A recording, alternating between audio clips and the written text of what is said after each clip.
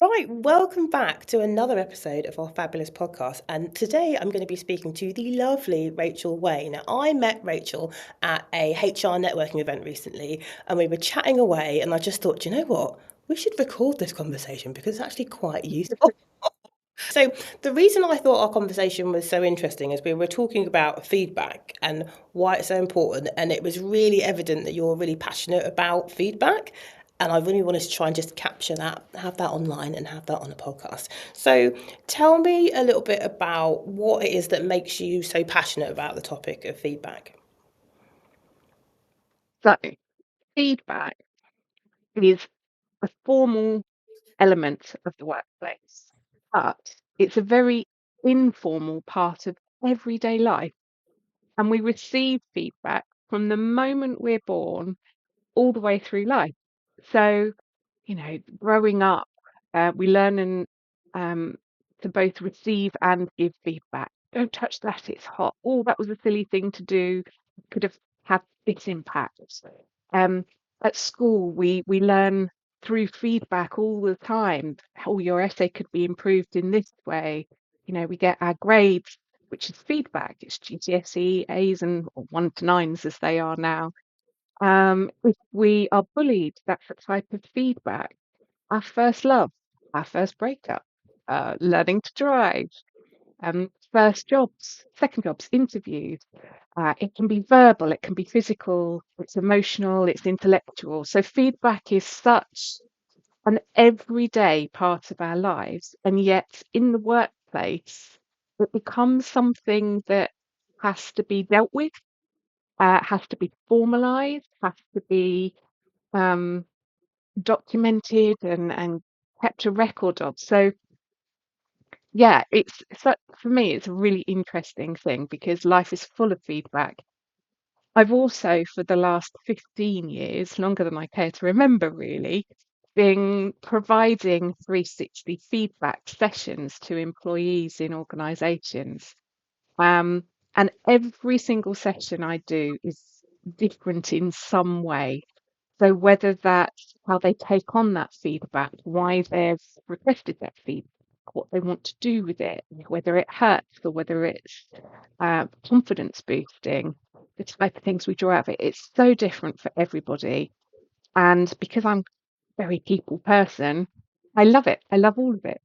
So yeah, feedback for me is such a core part of what we do, but also in work, how it can be done so badly and so wonderfully well. Mhm. Just picking up on what you said there, just for those people who might not know, when you say 360 feedback, what exactly do you mean? Sure. So it's a process. If you think the traditional feedback method of manager to employee, having a one-to-one, a 360 anonymously collects feedback from all those that you work with, and that can be in all sorts of different relationship types.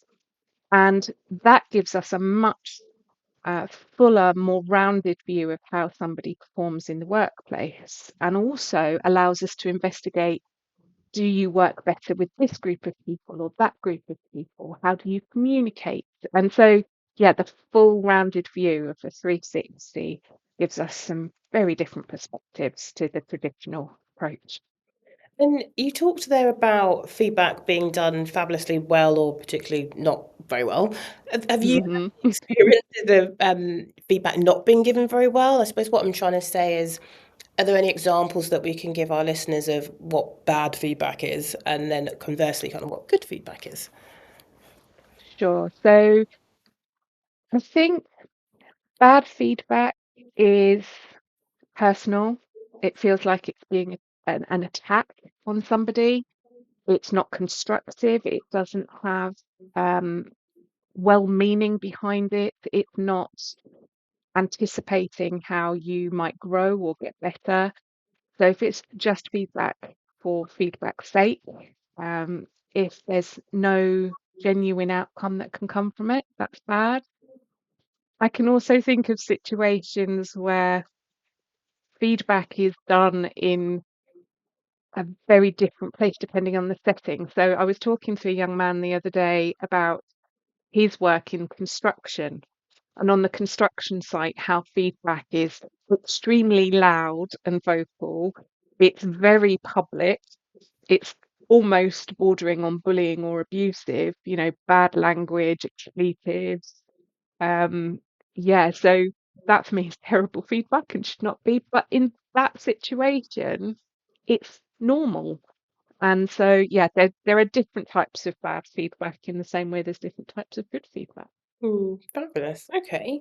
Um, so how would you say, I'm going a little bit off piece there, but how would you say that constructive feedback can influence employee performance or motivation, or would you say that it can influence motivational performance? It absolutely can.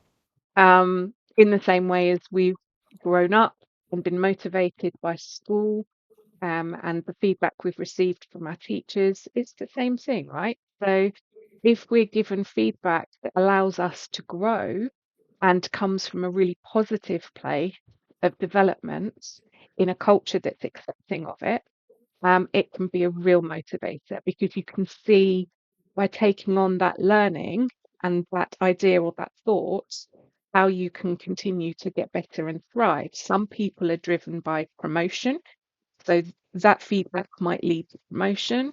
For others, it's about expanding their knowledge and their capacity to help more people. So if the feedback allows you to capture more, then that's going to motivate. It's going to engage us in our work. And you kind of touched on my next point really around capturing. So I've worked for a number of organisations where when we're doing Mm. feedback or one-to-ones, some companies just don't want to record that. They've got a really clear cycle, but they don't necessarily record it. But then I've worked for other companies where they're very strict and rigid on how things have to be recorded. I suppose I'm veering into appraisals and things like that, but how do you feel about people documenting feedback? Do you think that's important, or is it more important that people get the feedback and then hopefully the follow-on motivation that comes from it? Absolutely, the latter part of To answer the that question. question. So I have quite a strong feeling on keeping records of things. So if you're keeping records for a very clear purpose, that is going to add to the context of a situation. So let's take something around HR law, okay? Perhaps somebody is communicating in a way with another member of staff that's really upsetting them, that's making them feel um, like they're the lesser in the workplace, or they're not being valued. If as a manager you're giving that person feedback to say, your communication style is damaging, or your communication style needs to flex for this person, then it's having an effect, then I think there's value in documenting that you've had that conversation. It paints a picture.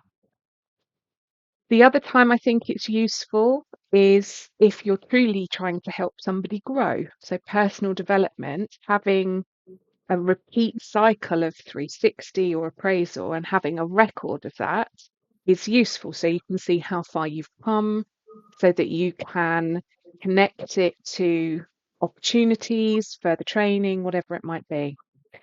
Other than that, I'm not I'm not a fan of capturing feedback because I think it adds more layers of bureaucracy. It stunts the feedback. It means that it's not truly embedded in the culture of an organization. You can't just say, "Oh, we've been doing this piece of work and we've been doing it in the wrong way." Do you really need to capture that? Or if you've given really positive feedback, if you did that really well, I really enjoyed that piece of conversation and how you brought that topic up. I honestly don't think that there's value in recording those types of conversations. It becomes less natural Mm, to have to record it. So yeah, I'm definitely not one for capturing its sake. love that. Um, what would you say are some of the common challenges that managers face when they need to give feedback, and are there ways that or methods that they can use to kind of overcome those challenges? Mm. So there are lots of challenges, aren't there? I mean, first of all, we're all different.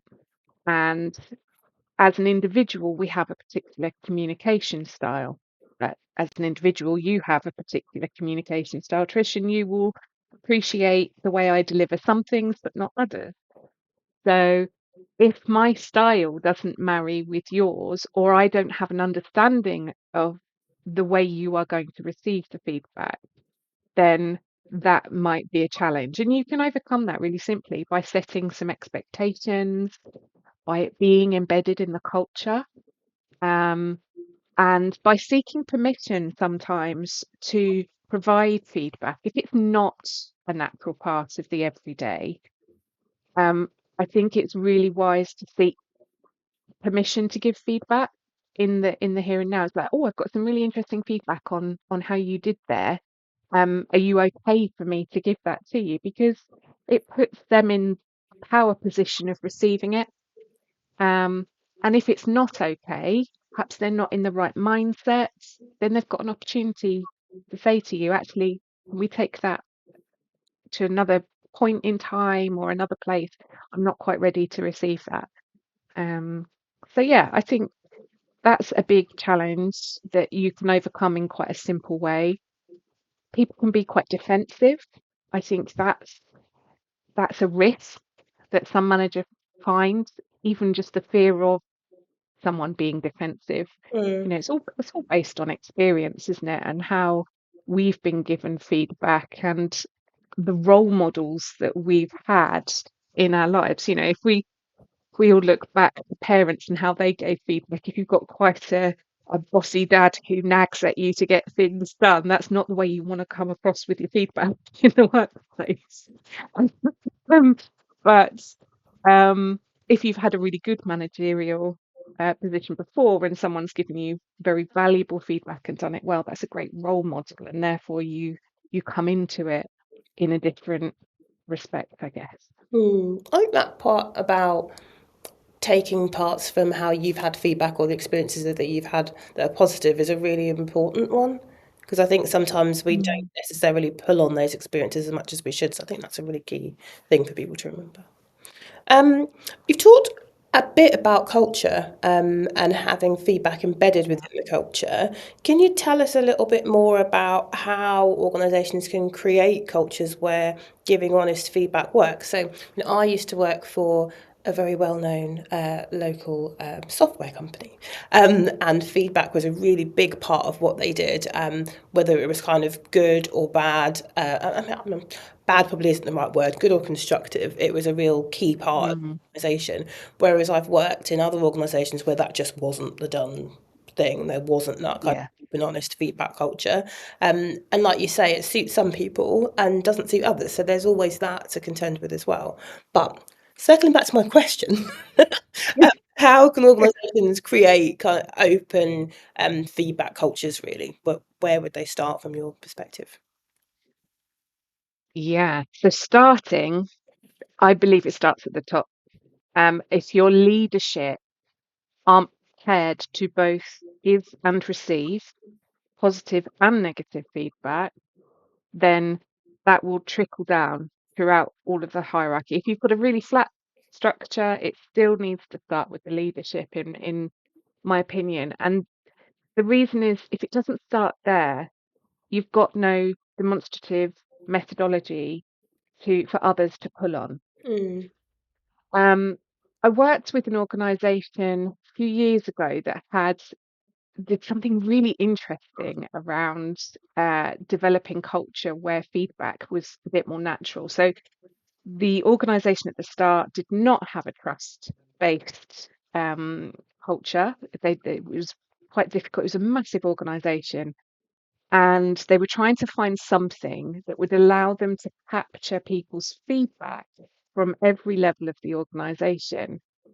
to start to demonstrate that they were accepting of feedback, that they were accepting of different views.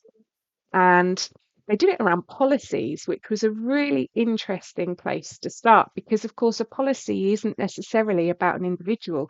There's no blame on a policy, but they had 800 odd policies when they started this exercise. There was no one to blame. It was just a case of 15, 20 years of policies being written and inherited by the organisation. So what they did was they invited staff, almost challenged staff, to highlight policies that they didn't think needed to be in place anymore. And I'm talking really strange or silly policies like how to open a window Oh, that had been written based on a exception, then a policy based on an exception of somebody hurting their finger when opening a window. So they'd written a policy for it. I know, right? how long was That's the really policy? strange. Like, was it? And then not too long, like 2, 3 pages maybe I mean, of that feels long. instruction and yeah, I mean, unnecessary completely in my opinion. What it did, just by allowing the staff to highlight something that was unnecessary, that didn't need to be there, that they allowed people to start raising their voice and start to put their head above the parapet and feel comfortable that they weren't going to be knocked back for having an idea or a thought. And that started to have quite a big impact. And their policies went from 800 plus to just over 100 in the space of about a year. And that in turn started to create an idea and a, a culture where actually we're going to learn from each other. And this person who works in this department over here on the lowest salary in the organization has as much value to our policies and the way we work as the person right at the very top of the organization, and allowed them to respect each other as individuals and their thought processes. So culture for me starts at the top, but embeds everybody, every single person, and accepting them for the whole person that they are.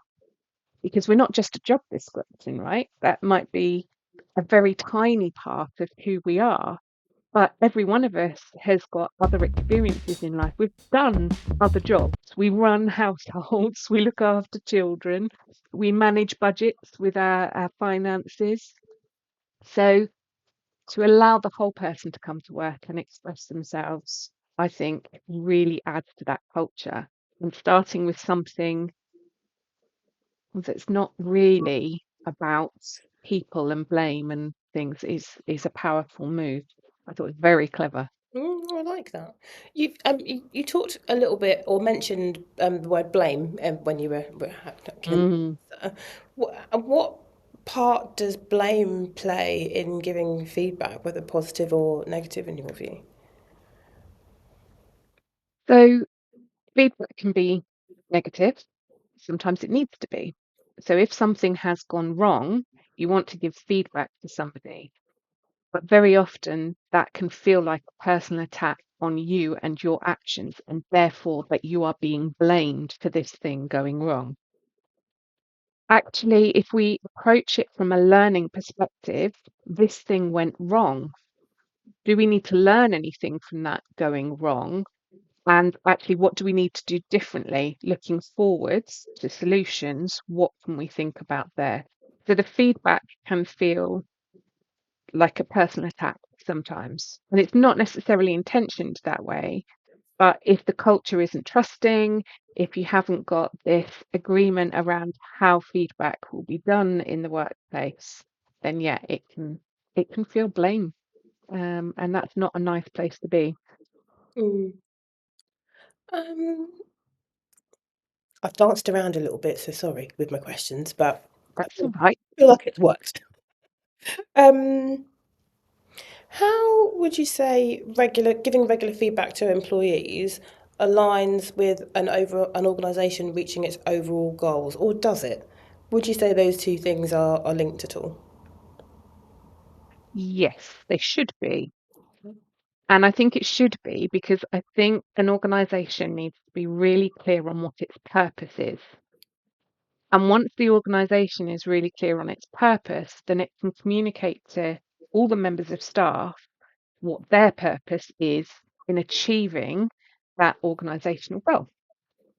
And then our feedback can be focused on what we're trying to achieve, both as individuals within the whole, but also as part of the whole. So there's no value in giving feedback on something that has no place in what you're trying to work towards. That's not necessarily useful. But if it's aligned with purpose, a bit like the corporate scorecard approach that we used to use. I don't know if many organizations use that anymore.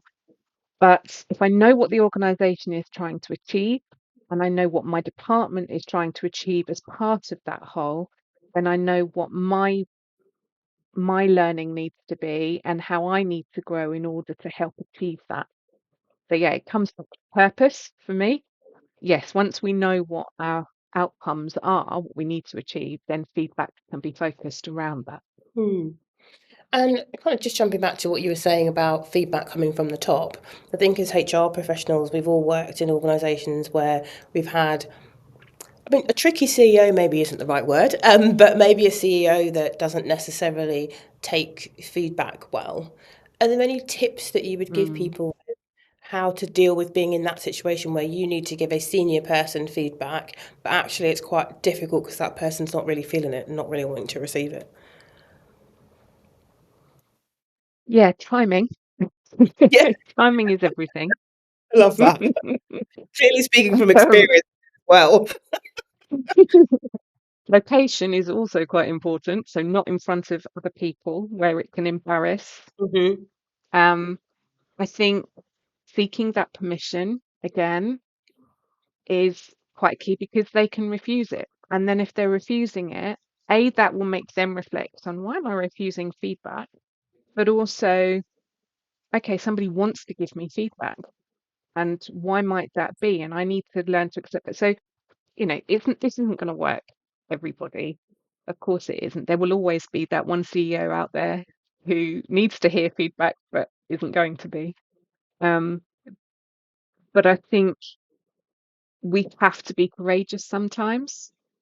And when we're feeding back to someone in a position above us, we have to remember that they are still a human being and they are still an individual that will have aspirations to learn or to grow, some more than others.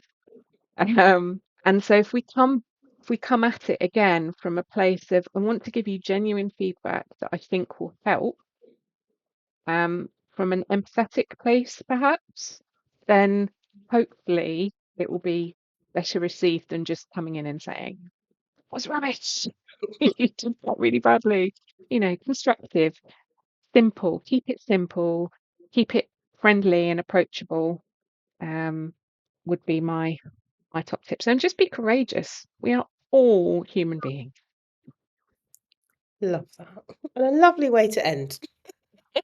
Thank you so much for your time. I've really, really appreciated it. And I think it's really good to delve into the things that we can do positively when it comes to feedback because it's so important.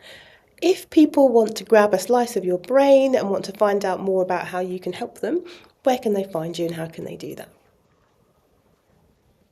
Yeah, brilliant. So I would love to talk to people more about 360s, feedback in the workplace, how to be young people ready, because young people really want that feedback. So I can share some links to some great organisations with you.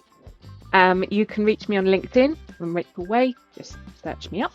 My business is The Work Bees, so you can find me at the website theworkbees.com. Or you can email me at rachel@theworkbees.com, or through you, Trish. Amazing stuff. And what I'll do is I'll make sure there are links to all of the places that people can get hold of you, however we publish this podcast, YouTube, whatever. All right. Cool. Alrighty. So, Brilliant. thank you so much for your time. Really appreciate it. Hopefully, I'm going to see you again when we're out and about networking. Yes, yes. I'm out tomorrow evening at Disrupt HR, so might see you then. Beautiful. Fingers crossed. Cool. All right. Well, thank you so much for your time. I'm going to leave it there. Speak soon. Take care.